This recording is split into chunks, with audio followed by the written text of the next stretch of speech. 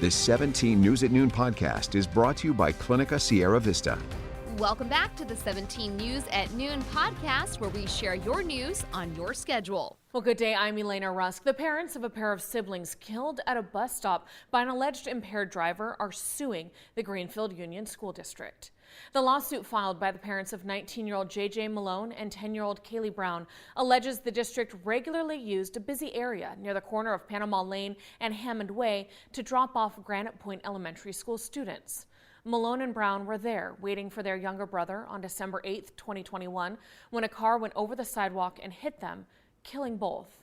The lawsuit alleging negligence in choosing the busy location for the bus stop and naming as defendants the district and two district transportation officials. A district official tells 17 News they cannot comment on pending litigation. A hearing is scheduled for April. Meanwhile, the driver, 47-year-old Lisa Kaur, is charged with 2 counts of second-degree murder along with other DUI charges. She has 2 prior DUI convictions and faces a life term in prison if convicted. Her trial expected to begin in February, and she is also facing a lawsuit of gross negligence from the victim's parents as well.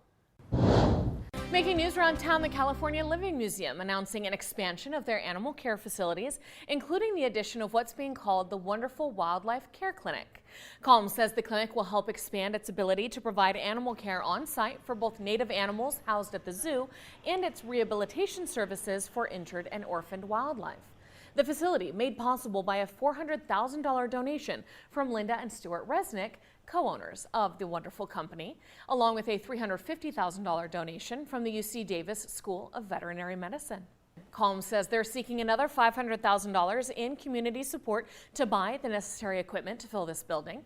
The Resnicks say they'll match contributions dollar for dollar up to $100,000. Donations can be made at calmzoo.org, and they are a nonprofit.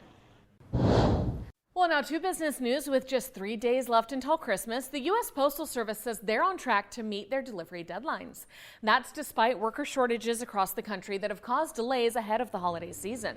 The Postal Service expects all priority mail packages shipped by December 19th and express packages shipped by December 23rd to arrive at their destinations by Christmas. You can still do express.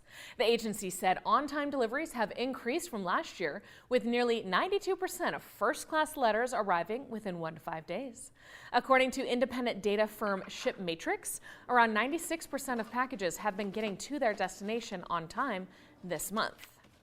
And a new report from Safewise shows package thefts are up this year. 4 of the cities listed in the top 10 for package thefts across the country are actually here in California, with the Bay Area being the worst. The report ranked San Francisco, San Jose, and Oakland as the worst cities for package theft. Seattle, Washington was in second, Austin, Texas in third. All right, and a new study estimates Americans will spend more than $300 billion on Christmas gifts this year. Marketing group E-Commerce Intelligence looked at America's 100 biggest cities, and they say the average person will spend $932 on just presents. Broken down by city, people in Scottsdale, Arizona are the most generous gift givers, apparently. The average holiday budget there is over $2,200. A massive winter storm and extreme cold sweeping across the country, causing a scramble at Midwestern airports and further down into the south. Chicago O'Hare already canceling 1,200 flights today. NBC's Maggie Vespa has the latest. We are getting down to the 0 hour here in the Midwest and out east to get on the road and get to where you want to go for the holiday as this storm makes its way east. Millions across the Midwest and beyond waking up to blizzard warnings. In fact, 8 states and counting now under blizzard warnings, from Montana and the Dakotas out to western New York. Also a growing number of governors, including in Kentucky most recently, declaring states of emergency. The governor of Indiana calling in the National Guard to help rescue people on the roads just in case they get trapped. This after we saw examples out west of how bad things could get. Whiteout conditions from places 2 days ago in Washington, also in the Dakotas overnight. In Denver, they've opened the Denver Coliseum, that massive arena, to welcome in hundreds as a warming shelter just in case there are power outages in that region, which is obviously a big concern here in the Midwest and out east as well. Officials advising people to sign up for emergency alerts as the system makes its way through and just be prepared to hunker down at home, potentially for days on end. Maggie Vespa, NBC News, Belvedere, Illinois. All right, so that's if you're flying. What if you're planning to hit the road? Well, we continue to track gas prices for you. AAA saying the national average for a gallon of regular unleaded right now is $3.10. In California, that average higher as always, $4.34. Here in Kern County, our average is $4.59. But our website, kget.com, will track the lowest prices in the area for you thanks to gasbuddy.com. And check out this number, not bad, $3.55. That's at the Fast Trip on Airport Drive and Decatur Street. But those prices do change often, so check them out on our website, kget.com, and click on the traffic section. Hello, this is Tim Callahan with Clinica Sierra Vista, and we're excited to unveil the Community Health Center of the Future, our comprehensive care center. It's located right across the street from Memorial Hospital. We have every service under one roof, from family medicine, OB/GYN care, dental services for adults and children, behavioral health, and much more. So find your way to better care at Clinica Sierra Vista this year at our comprehensive care center. Visit our website, clinicasierravista.org, for the latest on this project. We'll see you soon. Now, there's an important recall you need to hear involving children's weighted blankets. The Consumer Product Safety Commission and Target recalling more than 200,000 Pillowfort weighted blankets due to a chance of suffocation. A 4-year-old girl and a 6-year-old girl reportedly became entrapped in the cover of this weighted blanket and died from asphyxia at Camp Lejeune, North Carolina in April this year. The blankets sold at Target from December 2018 through September of this year for $40. Consumers are urged to stop using the recalled weighted blankets immediately and contact Target for a refund. Well, the average lifespan for Americans has now dropped to the lowest level in 26 years. That's according to 2 new reports published by the CDC's National Center for Health Statistics. Life expectancy dropping to 76.4 years at birth. Now that's down from the age of 77 in 2020. The declines in life expectancy since 2019 are largely driven by COVID-19, heart disease, unintentional injuries, and drug overdoses. In fact, in today's report, the CDC says nearly 107,000 Americans died of drug overdoses last year.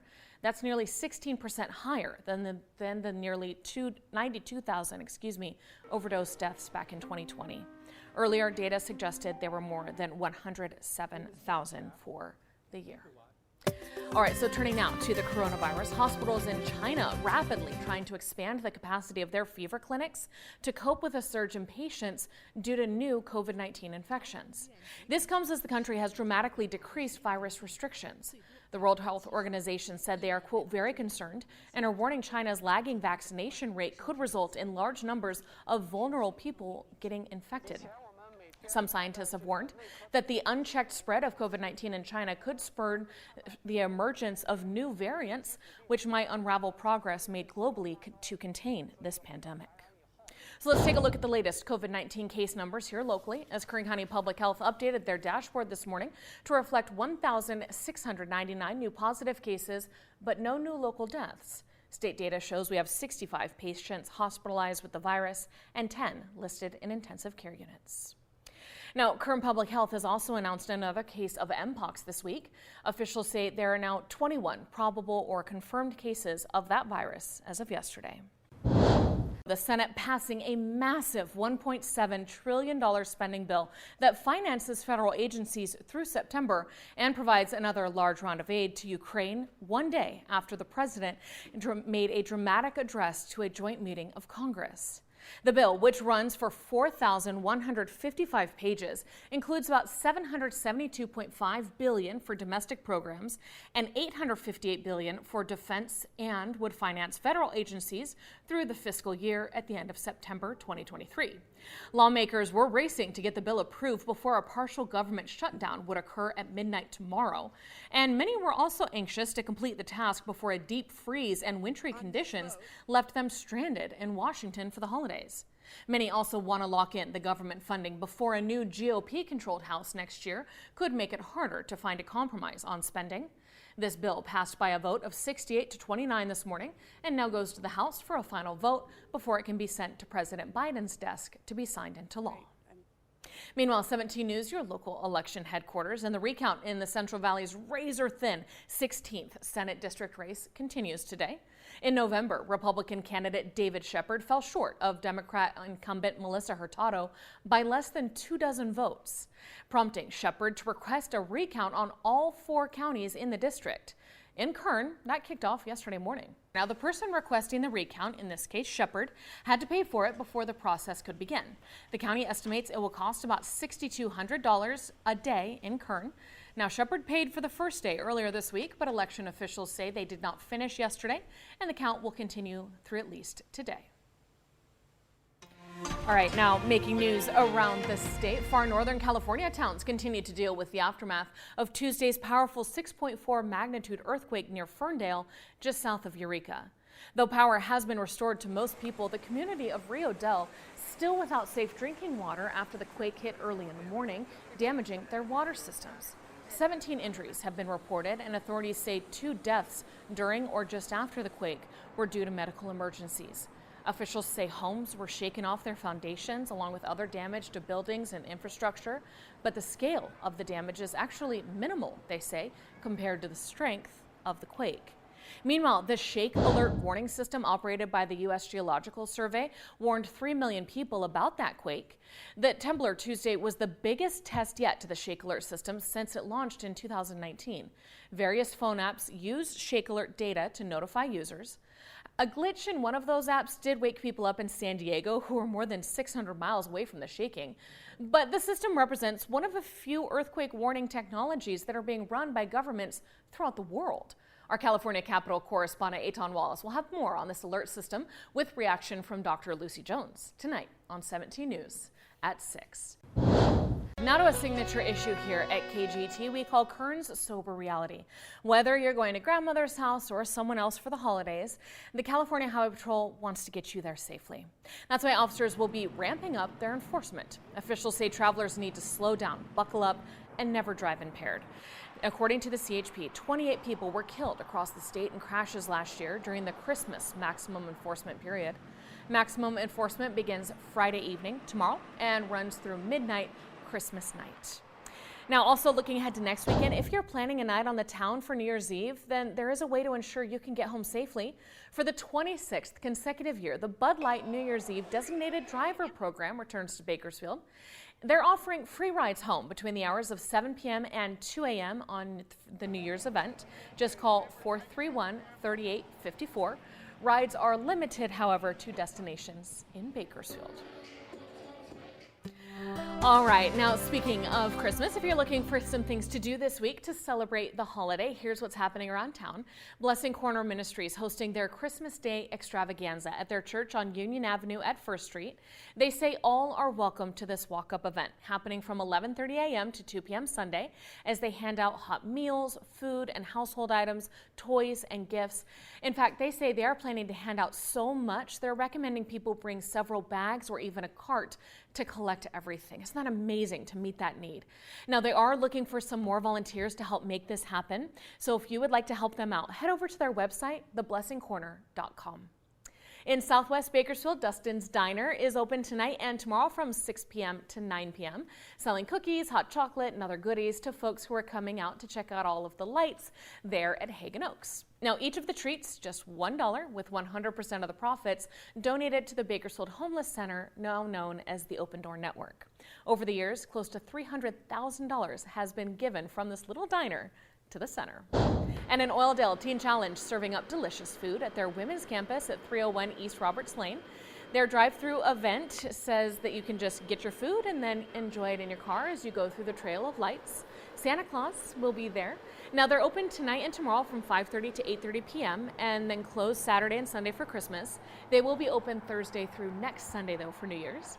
All of the money raised will benefit Teen Challenge. Over in East Bakersfield, the holiday lights at Calm continues through December 31st. They will be closed on Sunday, though, for Christmas, but you can head out every other night from 5:30 to 8:30. Once again, it's a drive-through experience with more than 3 million lights adorning the zoo's grounds, and there are several light tunnels that you get to pass through. Tickets $30 per car, and you must get your tickets in advance. It's easiest online, but you can go during the day to the gift shop.